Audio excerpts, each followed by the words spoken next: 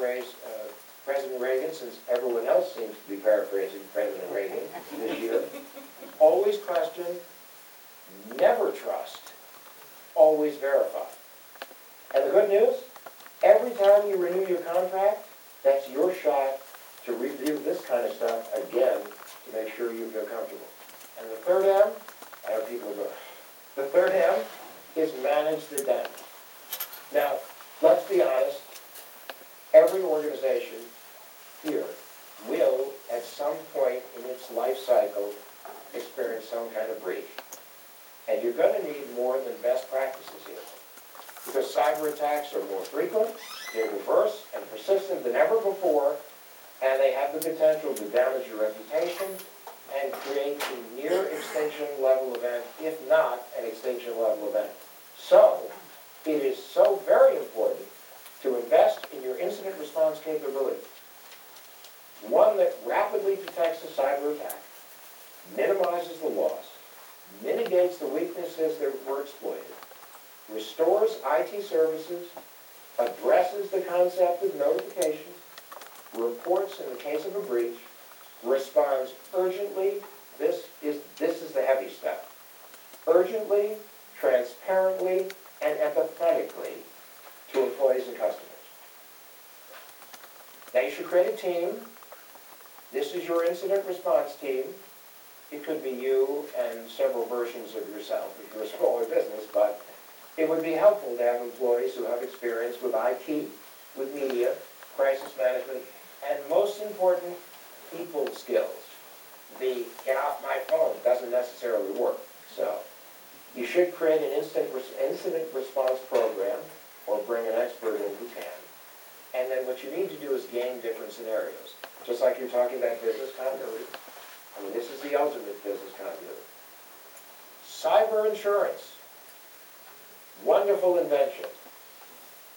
This is where you transfer your risk to an insurance carrier. The only problem is a lot of the insurance carriers are very picky about who they're going to extend cyber liability insurance to. They're going to put you through a ringer they have a right to, because so many companies, you can't just go and say, please insure me, I didn't do anything, and I'm open to anything, I'm rolling the dice. Insurance companies don't really like to hear that. But the policy, you want it to reimburse you for losses because of fraud, privacy breaches, downtime of your system, and the cost of incident response. Now, the government says this, I will say this, reflect upon this. Insurance is not a substitute for an effective security program. Not going to happen, because they'll find a way to not to insure you if they don't think you have a responsible security program.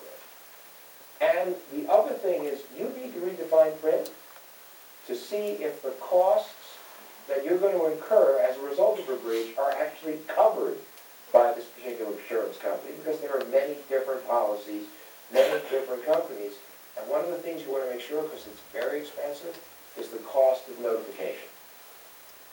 And the cost of legal fees dealing with regulators. They're not going to come with penalties and fines, but they may help you with the legal fees in terms of whatever your defense is. The last is breach notification. Here's the fun part. There is no national breach notification law because Congress can't agree on the day of the week.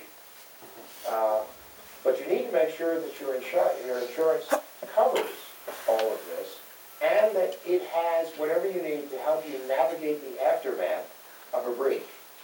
Now, the key thing about breaches is incident reporting. There may well be time-sensitive reporting requirements in order for you to comply with the law and to maintain your insurance coverage. Now, just to inspire you as to the fun of notification, there are breach laws in 51 jurisdictions, 47 states, and the District of Columbia, and Guam, and Puerto Rico, things like that. Most of these jurisdictions have different laws. Why, it's crazy that we can't get a federal law. And each one has a different set of people you have to notify. So you really have to have somebody who can help you navigate this.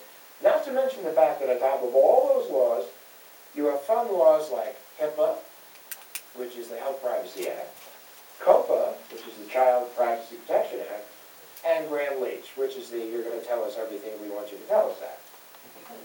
If you fail to comply, you can look forward to a life filled with regulatory penalties, reputational damage, and loss of business. Now, you can manage it with the right guidance, but if a breach happens, rule number one, make sure you understand the laws in terms of disclosing the breach, because if the files are encrypted, it's less stringent. If the files are below a certain number, except in the health areas, I believe it's now 500. You have 500 files or more you have to notify. But that's why you need guidance. And then there's the whole concept of reputational management. How are you going to deal with the media? Are you going to have somebody in-house that's going to be the face of the company? Or are you going to bring in an outside firm? I'll just give you two quick examples of what can happen. We had a breach in an extremely large financial services organization in the South. They contacted us after the breach, said, would you help us? I said, sure. We said, we think that you need to go public on this. They said, no, we're going to send our notification letters. We're going to follow the letter of the law. No press. Bad news. One of their members was a reporter for the largest newspaper in the state, and he was really angry. And he filed a series of stories that totally got out of control. Another credit union we had in Middle Atlantic State, they had a breach. They said, what do? We said, get out front. They called the press conference. They issued a release. As they did their notifications, the story lasted 1 week as opposed to 9 months. So it's all about how you plan. In the world we live in, with the breaches we face, the dangers go way beyond fines, penalties, regulatory interactions, and litigation. If you don't, and I emphasize this one last time, if you're not urgent, transparent, and empathetic in the way you deal with the problem, you're going to lose trust from your partners, from your customers, and from your employees. And trust is such a precious commodity, you can't afford to have it jeopardized. So, in closing, Carol, we're all in this together. We really are. Business, government, consumers, and the media. And the media is actually attempting to do its part. Unfortunately, for so many people, breaches have become almost white noise.